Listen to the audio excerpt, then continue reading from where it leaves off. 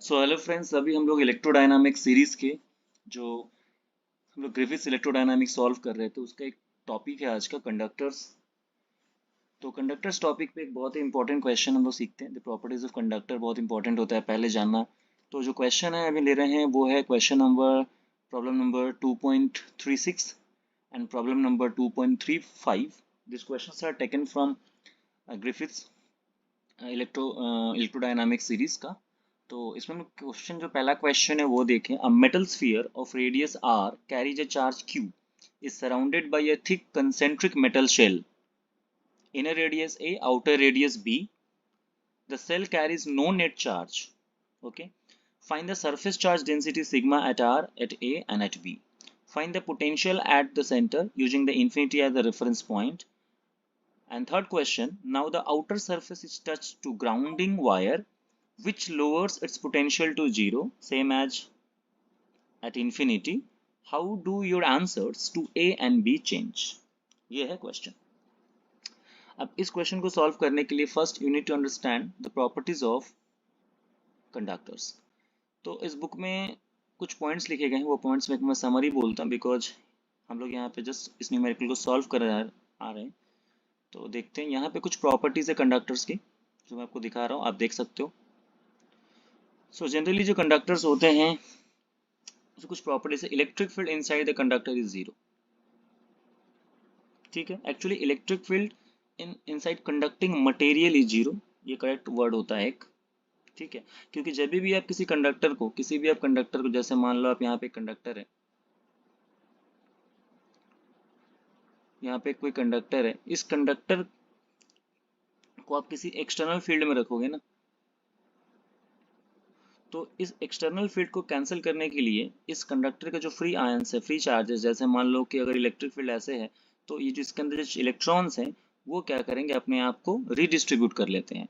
ठीक है, जैसे मान लो जो इलेक्ट्रॉन्स हैं वो, अब इस फील्ड को कैंसिल करना है तो हमें एक ऐसा बैक फील्ड बनाना पड़ेगा, है ना। तो यहाँ पे क्या होगा, यहाँ पे पॉजिटिव और यहाँ पे नेगेटिव जो आयंस है वो अपने आप को सेपरेट कर लेंगे। They will redistribute themselves such that they will create their own electric field to counter the external electric field, जिससे अंदर इलेक्ट्रिक फील्ड क्या हो जाती है, जीरो। ठीक, अब ये जो कंडक्टर की ये प्रॉपर्टी है, इसलिए हमेशा बोला जाता है कि कोई भी कंडक्टिंग मटेरियल के अंदर जो इलेक्ट्रिक फील्ड होती है जीरो, क्योंकि चार्जेस जो होते हैं वो हमेशा आउटर सरफेस से रिसाइड करते हैं, और जो चार्जेस होते हैं एक कंडक्टर वो अपने आप को ऐसे रिडिस्ट्रीब्यूट करते हैं जिससे वो बाहर के फील्ड को एग्जैक्टली कैंसिल कर सकें। अगर ये 100% कैंसिलेशन नहीं कर पाते हैं एक्सटर्नल फील्ड को, इसका मतलब ये कंडक्टर नहीं है, ये डायइलेक्ट्रिक हो सकते हैं। ठीक है, तो ये यहाँ पे लिखा हुआ है electric field zero inside a conductor, ये पॉइंट हम याद रखेंगे। अच्छा, जैसे यहाँ लिखा है वही बात, जैसे यहाँ पे एक अप्लाइड इलेक्ट्रिक फील्ड था, इसको कैंसिल करने के लिए इस कंडक्टर के अंदर जो चार्ज है वो एक दूसरे को रीडिस्ट्रीब्यूट करते हैं, नेगेटिव इधर और पॉजिटिव इधर आता है। पॉजिटिव टू नेगेटिव वो अपना एक फील्ड बनाते हैं जो इस फील्ड को और ये बाहर के फील्ड को कैंसिल करके अंदर का जो नेट फील्ड होता है वो जीरो हो जाता है। सेकेंड जो पॉइंट है वो है जो चार्ज डेंसिटी है इनसाइड अ कंडक्टर वो भी जीरो होगी। This follows simple by Gauss law. अगर डाइवर्ज अगर आप गॉस लॉ देखते हो तो क्या है, integration E dot D equal to Q by epsilon naught, उसी को हम डिफरेंशियल फॉर्म में लिखते हैं डेल डॉट ई या divergence of E equal to rho by epsilon naught, जहाँ पे रो है चार्ज डेंसिटी। ठीक है, तो अगर इलेक्ट्रिक फील्ड जीरो होगी तो ऑब्वियसली रो भी जीरो होगी, बट ठीक है इसका मतलब there is still charge around, but exactly as much plus charge as minus, so the net charge density is zero. Net charge zero होगी ऑब्वियसली, क्योंकि नेट चार्ज कंडक्टर पे जीरो होती है, न्यूट्रल होता है। At any net charge resides on the surface, obviously ये भी हमें पता है कि that the only other place it can be. Third, a conductor is an equipotential, ये तो बहुत ईजी है क्योंकि देखो कंडक्टर इक्विपोटेंशियल होना ही पड़ेगा, क्योंकि अगर कोई भी आप 2 पॉइंट देते हो कंडक्टर के ऊपर या कंडक्टर के अंदर, ठीक है, अगर एक पॉइंट से दूसरे पॉइंट पे जाते हो तो कोई वर्क परफॉर्म नहीं करना पड़ता। ठीक है, इसका मतलब होता है कि वहाँ पे जो पोटेंशियल है किसी भी 2 पॉइंट पे सेम है, और जो इलेक्ट्रिक फील्ड लाइंस होती है वो कंडक्टर पे हमेशा परपेंडिकुलर हिट करती है। ये भी बहुत याद रखना है कि electric field lines are always perpendicular to the conducting surface, this is very important. ठीक है, देख सकते हो यहाँ पे जो इलेक्ट्रिक फील्ड लाइंस है वो सब परपेंडिकुलर टू दी सरफेस है, और अंदर कोई लाइंस नहीं, बिकॉज अंदर कोई चार्ज नहीं है, इसलिए अंदर कोई भी चार्ज नहीं हो सकता। कैसे? अगर देखो, अगर पता करना है तो आप अगर इस कंडक्टिंग मटेरियल के अंदर एक गॉसियन सरफेस बनाओ, if you draw a Gaussian surface just inside the conducting material, तो we know in conducting material electric field is zero. तो अगर इलेक्ट्रिक फील्ड जीरो है तो जिस गॉसियन सरफेस के अंदर जो नेट चार्ज होना चाहिए वो भी जीरो होना चाहिए। इसका मतलब हुआ कि यहाँ पे अंदर भी कोई चार्ज रिसाइड नहीं कर सकता, क्योंकि अगर अंदर चार्ज रिसाइड करता तो यहाँ पे फील्ड एग्जिस्ट कर जाती। तो अगर कंडक्टिंग मटेरियल में अगर फील्ड जीरो होता है तो उस कंडक्टिंग मटेरियल के अंदर अगर आप एक गॉसियन सरफेस ड्रॉ करोगे तो उस गॉसियन सरफेस के अंदर नेट चार्ज की वैल्यू जीरो होनी पड़ेगी। ठीक है, okay. Electric field is perpendicular to the surface just outside a conductor, मैंने पहले ही बोला, ये वही है। ठीक है, ये छोटी छोटी बातें बस याद रखनी है पॉइंट बाय पॉइंट, ये सारी पॉइंट्स याद रखनी है। अब इसको समझते हैं। जैसे मान लो कि यहाँ पे एक कंडक्टर है, न्यूट्रल है। अब ये जो पॉजिटिव आयन है, पॉजिटिव चार्ज, अगर आप इसको पास लेके आओगे तो ये पॉजिटिव का जो इलेक्ट्रिक फील्ड लाइंस है वो निकलेगा और वो कंडक्टर के सरफेस पे खत्म हो जाएगा। मतलब अगर यहाँ पे कोई एक कंडक्टर है और यहाँ पे आपने एक चार्ज लाया, तो इस चार्ज का जो इलेक्ट्रिक फील्ड लाइंस होगी वो इसको पेनिट्रेट नहीं कर सकती, वो मैक्स टू मैक्स जाके उसको 90 डिग्री पे हिट करेगी, हमेशा 90 डिग्री पे हिट करेगी, परपेंडिकुलर हिट करेगी और यहीं पे टर्मिनेट हो जाएगी। इसका मतलब अगर ये पॉजिटिव है तो यहाँ पे नेगेटिव है, तभी तो टर्मिनेट हो गया ना। ठीक है, और इसके पॉजिटिव आयन होंगे वो दूर चले जाएंगे रिपल्सन होके। तो कोई भी बाहर का जो चार्ज होता है उसकी इलेक्ट्रिक फील्ड लाइंस अंदर पेनिट्रेट नहीं कर सकती, वो उसके सरफेस पे टर्मिनेट हो जाएगी एक नेगेटिव चार्ज इंड्यूस करके। ठीक है, ओके, ये पॉइंट याद रहेगा। अब आते हैं हमारा मेन क्वेश्चन पे। जैसे ये question, an uncharged spherical conductor centred at the origin has a cavity of some weird shape curved out. अब देखो, ये कोई भी एक कैविटी है और ये एक अनचार्ज स्फेरिकल कंडक्टर, इस पे ऊपर से टोटल नेट चार्ज कुछ नहीं है। अगर एक कैविटी में कोई एक चार्ज प्लेस करते हो तो इसकी जो फील्ड लाइंस होगी वो तो एग्जिस्ट करेगी कैविटी के अंदर, इसलिए मैंने बोला कि electric field inside cavity zero, ये गलत स्टेटमेंट है। ठीक है, अगर कोई कैविटी में अंदर चार्ज अवेलेबल है तो उस चार्ज की अपनी इलेक्ट्रिक फील्ड हो सकती है, लेकिन वो इलेक्ट्रिक फील्ड लाइन मटेरियल के पेनिट्रेट नहीं कर सकता। इसका मतलब अगर ये चार्ज है इसकी इलेक्ट्रिक फील्ड लाइन से जनरेट होती है तो उसको इसके इनर सरफेस पे टर्मिनेट होना पड़ेगा। अब टर्मिनेट कैसे होगा, क्योंकि इलेक्ट्रिक फील्ड लाइंस तो कंजर्वेटिव होती हैं तो उनको नेगेटिव चार्ज चाहिए, अगर पॉजिटिव से निकल रही हैं तो यहाँ पे एक नेगेटिव चार्ज इंड्यूस हो जाएगा जस्ट इसके इनर सरफेस पे, और इसकी फील्ड लाइंस जो होगी वो वहीं पे जाके परपेंडिकुलर हिट करते हुए टर्मिनेट हो जाएगी। ठीक, तो यहाँ पे अंदर एक नेगेटिव चार्ज इंड्यूस हो जाएगा। अगर आपको समझ में नहीं आ रहा तो आप इस पे किसी भी मटेरियल के अंदर एक गॉसियन सरफेस बनाओ, उस गॉसियन सरफेस का इलेक्ट्रिक फील्ड, उस गॉसियन सरफेस का इलेक्ट्रिक फील्ड जीरो होगा। क्यों? क्योंकि वो मटेरियल के अंदर है। अगर इलेक्ट्रिक फील्ड जीरो होगा तो according to Gauss law net charge enclosed by the Gaussian surface zero होना चाहिए, नेट चार्ज जीरो होना चाहिए। लेकिन यहाँ तो क्यू चार्ज है, इसका मतलब यहाँ पे हमें एक माइनस क्यू चार्ज इंड्यूस करना ही पड़ेगा जिससे टोटल चार्ज क्या हो जाए कैविटी के अंदर, जीरो। ठीक, अच्छा, यहाँ पे प्लस क्यू जनरेट, यहाँ पे प्लस क्यू है तो यहाँ पे माइनस क्यू जनरेट होगा, लेकिन जो सरफेस है इस कैविटी का इनर सरफेस वो इरेगुलर है तो चार्ज डिस्ट्रीब्यूशन भी इरेगुलर नॉन यूनिफॉर्म होगा। लेकिन इसके बाद अगर आप इसके आउटर सरफेस के देखो, इस कंडक्टर के आउटर सरफेस पे, तो वहां पे एक प्लस चार्ज इंड्यूस्ड होगा, वहां पे एक प्लस चार्ज इंड्यूस होगा। तो यहाँ पे अगर प्लस है तो इनर पे माइनस और फिर इसका अपोजिट एकदम आउटर फेस पे वो जनरेट हो जाएगा। ठीक है, यहाँ में ऐसे चार्ज इंडक्शन कर सकते हैं। तो सोचो अगर ये पॉइंट है, इस पॉइंट पे इस चार्ज का डायरेक्ट फील्ड नहीं हो सकता, क्योंकि इस चार्ज का फील्ड लाइंस तो इसके इनर सरफेस पे ही टर्मिनेट हो गए। ठीक है, क्योंकि वहां पे माइनस चार्ज इंड्यूस हो गया। लेकिन अगर आप एक जस्ट यहाँ पे गॉसियन सरफेस बनाओगे तो आप देखोगे जस्ट आउटसाइड, तो ये जो क्यू है इसका एक माइनस क्यू इंड्यूस हुआ था, लेकिन ध्यान से देखें ये टोटल चार्ज कितना था इसका, स्फीयर का, जीरो था ना। टोटल चार्ज तो अनचार्ज था, उसमें से उसने इनर सरफेस पे कितना दे दिया, माइनस क्यू।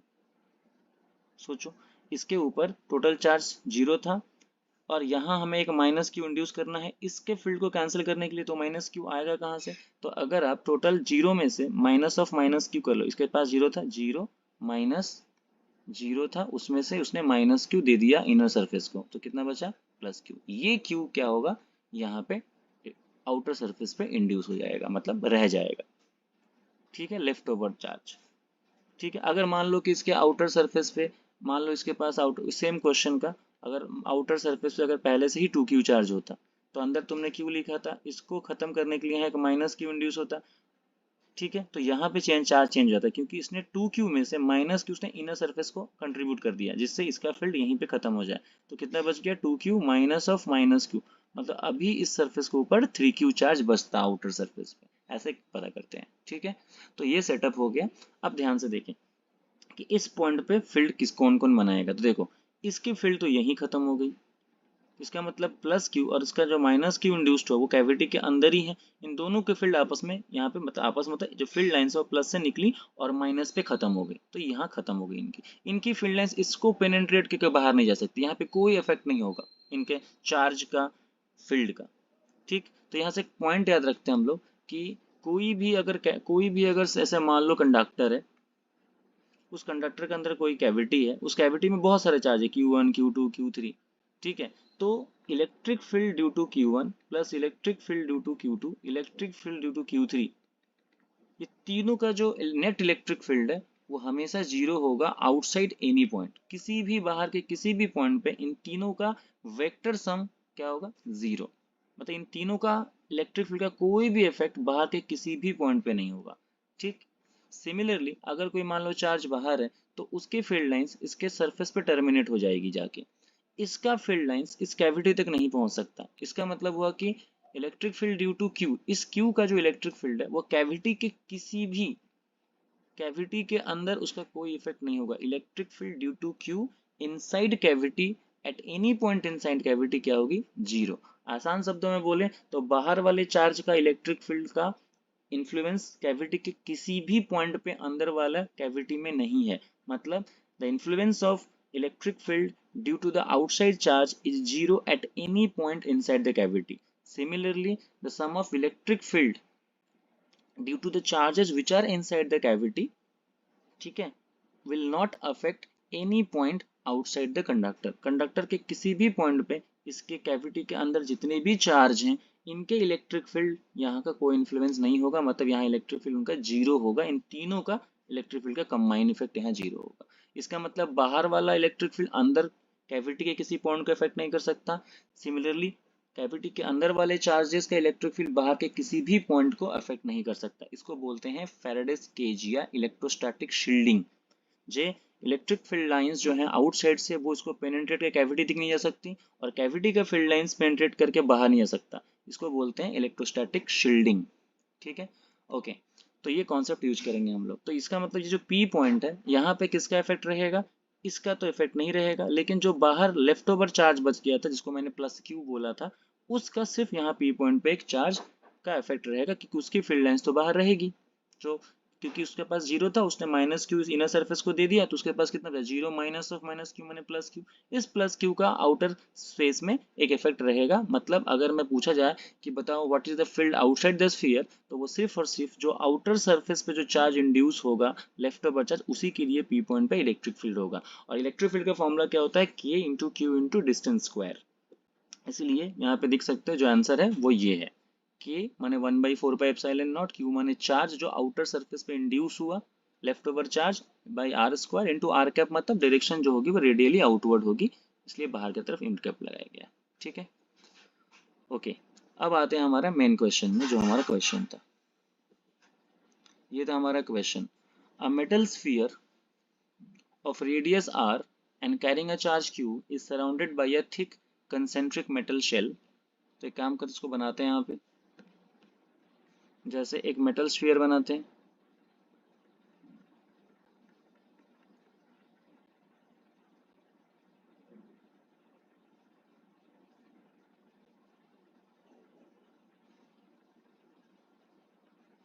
और इसको सराउंडेड बाय अ थिक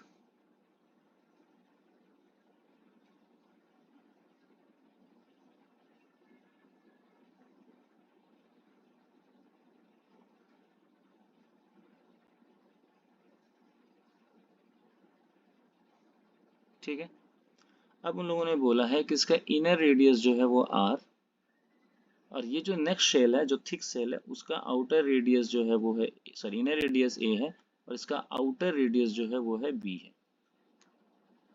ये थोड़ा थिक है।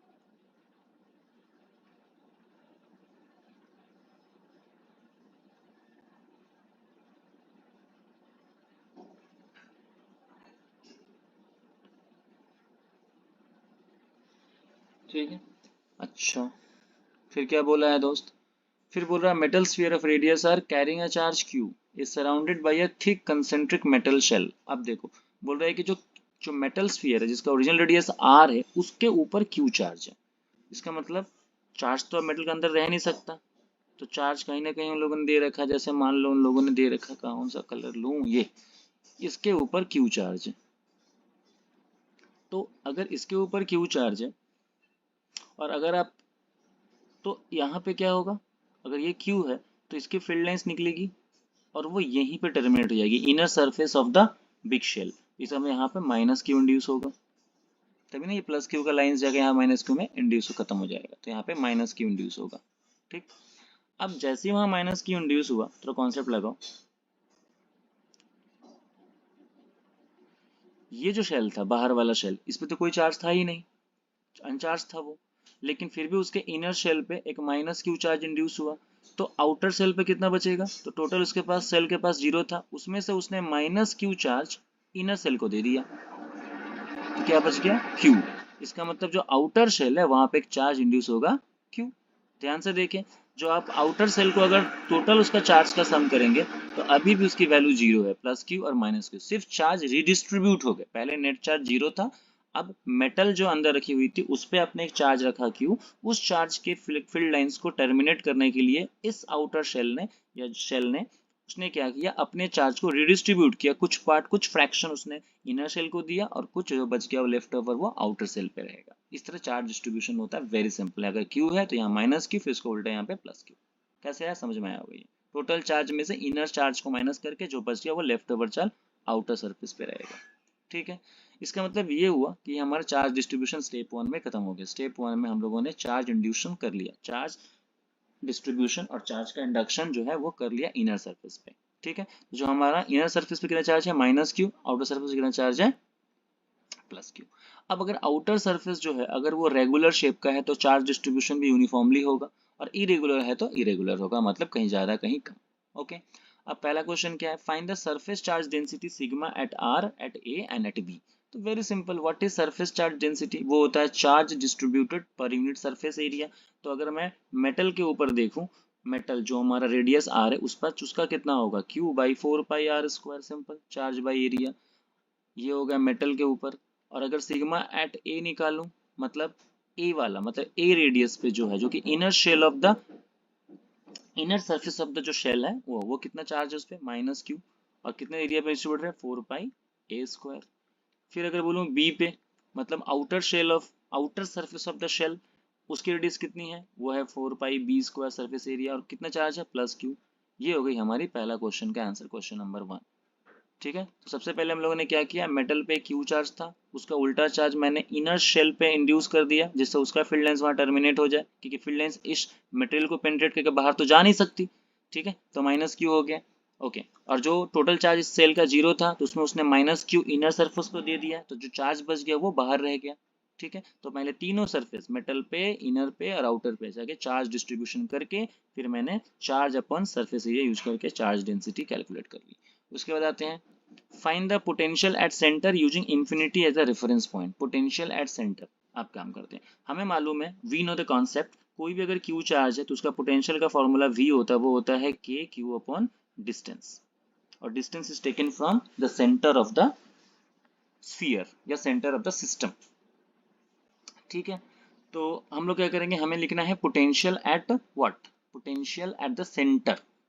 तो सेंटर पे पोटेंशियल लिखना है, तो हम लोग क्या करेंगे, बारी बारी से लिखेंगे। देखो सेंटर अगर मान लो ये है, अगर ये सेंटर है तो यहाँ पे पोटेंशियल कौन बनाता है, हर पॉइंट चार्ज या जो भी चार्ज है वो हर जगह पोटेंशियल बनाएगा। तो अगर मैं सेंटर पे पोटेंशियल लिखूं ड्यू टू मेटल चार्ज, जो मेटल पे चार्ज है उसके लिए अगर पोटेंशियल लिखूं V1 तो वो आएगा K Q upon R. Potential scalar quantity को डायरेक्शन लिखने की जरूरत नहीं है। V2 ये लिखूंगा due to minus Q charge जो इनर सरफेस पे अवेलेबल है।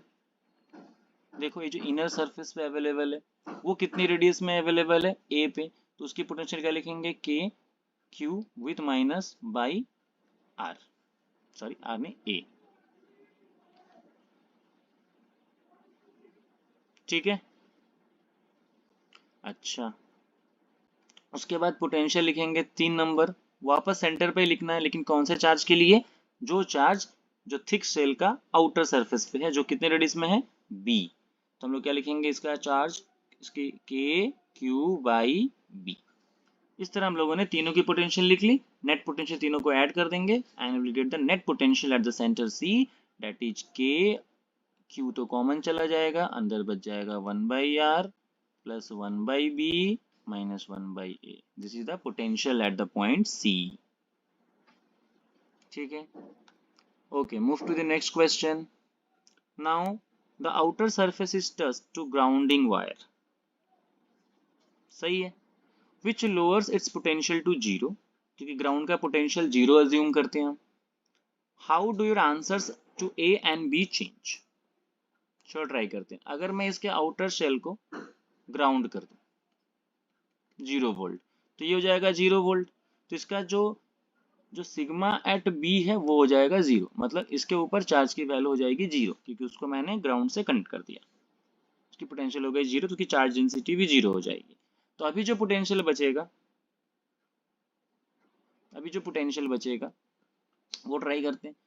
अच्छा, इनके चार्ज में कोई अफेक्टेड नहीं होगा, वो वही रहेंगे। इसका अभी भी क्यू रहेगा, इसका अभी भी माइनस क्यू रहेगा, लेकिन आउटर सरफेस का चार्ज 0 हो जाएगा। जो पोटेंशियल होगी वो दो चीज़ों के लिए होगी, एक मेटल के चार्ज के लिए और एक इनर सरफेस के चार्ज के लिए। मतलब कि के बाई के क्यू कॉमन रहेगा और अंदर बच जाएगा 1/r माइनस 1/a। बस ये पार्ट खत्म हो गया। इस तरह हम लोगों ने इसको सॉल्व कर लिया, तो काफ़ी इजी था। नेक्स्ट क्वेश्चन में आते हैं। Two spherical cavities of radius a and b are hollowed out from the interior of a neutral conducting sphere of radius r. यहाँ पे जो conducting sphere है उसकी कोई charge नहीं है, neutral है, net charge. At the center of each cavity, at a point charge is placed, call the charges QA and QB. Okay, so here you can see the diagram. यहाँ पे वो diagram नजर आएगी कि यहाँ पे एक मेटल है सॉलिड, उसके अंदर दो कैविटी बनाई गई है, जिसका सेंटर ये है, इसका रेडियस ए है, इसका रेडियस बी है, इस पे चार्ज क्यू ए है, इस पे चार्ज क्यू बी है। इसको हम यहाँ पे ड्रॉ करते हैं। नेक्स्ट हम लोग कर रहे हैं क्वेश्चन नंबर 2.36। तो यहाँ पे मैंने एक स्फीयर बनाया सॉलिड और इसके अंदर दो कैविटी बने, एक ये और एक ये। और बाकी सब सॉलिड है।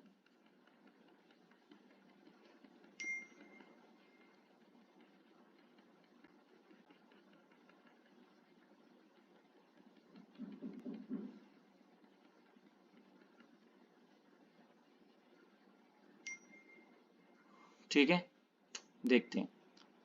अच्छा, इसका ओरिजिनल रेडियस आर है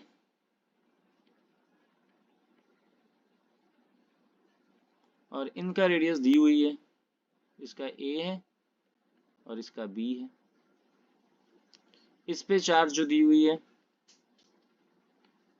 यहाँ पे क्यू ए चार्ज है और यहाँ पे क्यू बी चार्ज है।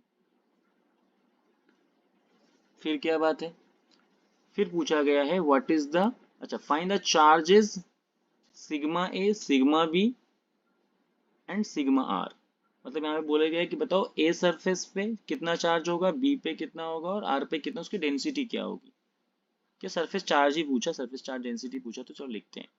तो अगर मैं ए क्या बात करूँ, सिग्मा एट ए, सबको मालूम है अगर यहाँ पे क्यू चार्ज है तो इसकी फील्ड लाइंस इसके अंदर ही टर्मिनेट होगी, तो वहां पे माइनस क्यू ए आना ही पड़ेगा। तो उसकी सिग्मा क्या हो जाएगी, माइनस क्यू ए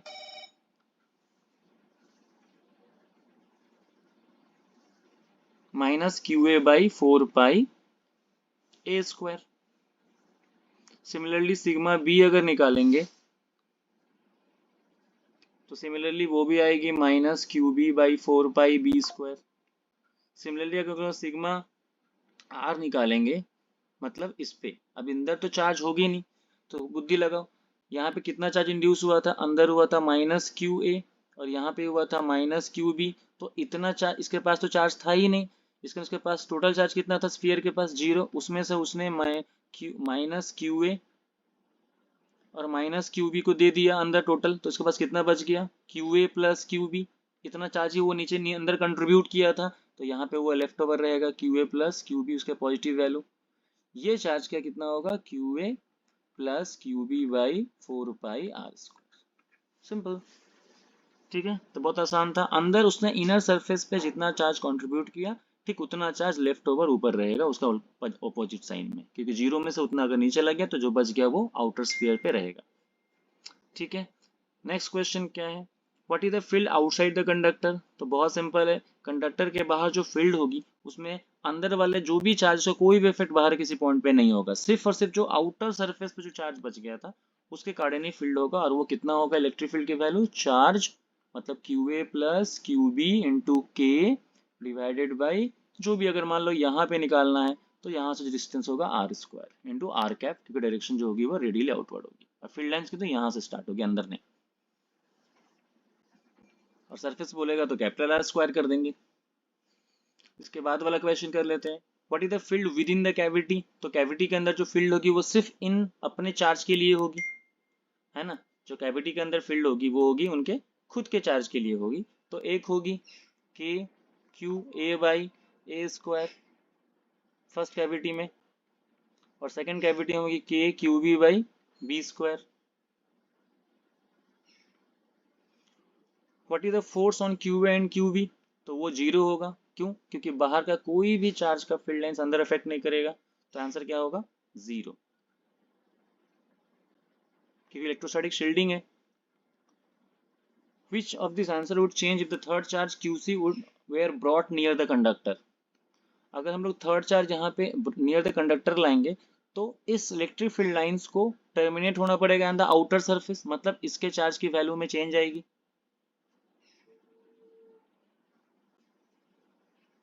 ठीक है। तो सिर्फ इसके चार्ज डेंसिटी में, अगर यहाँ QC है तो यहाँ पे एक माइनस QC इंड्यूस होगा, टोटल चार्ज कितना हो जाएगा आउटर सरफेस पे, QA plus QB minus QC, ठीक है। ये सिंपल से कॉन्सेप्ट है। Thank you.